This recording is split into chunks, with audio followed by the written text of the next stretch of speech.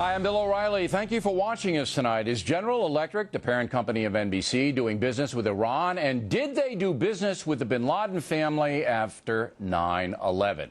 That is the subject of this evening's Talking Points memo and our first segment tonight.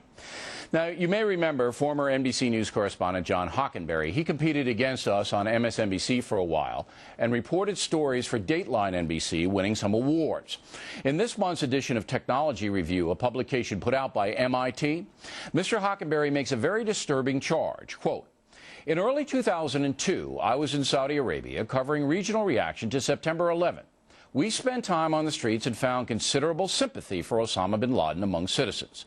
We wanted to speak with members of Osama bin Laden's family about their errant son's mission to bring down the Saudi government and attack the infidel West. We couldn't reach the bin Ladens using ordinary means, but GE had long done business with the bin Ladens. In a misguided attempt at corporate synergy, I called GE headquarters in Fairfield, Connecticut from my hotel room in Riyadh. I inquired at the highest level to see whether, in the interest of bringing out all aspects of a very important story for the American people, GE corporate officers might try to persuade the bin Ladens to speak with Dateline while we were in the kingdom.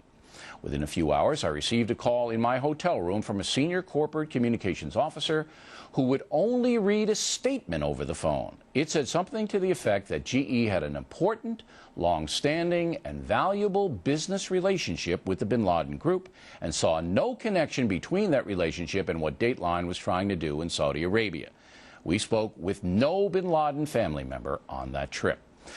Now, CEO Jeffrey Immelt was running GE back then and, of course, is the highest level of that operation. NBC News trashed Hockenberry in a statement today. Quote, "It is unfortunate that John Hockenberry seemed to be so far out of touch with reality. The comments are so utterly absurd, we will have no further comment."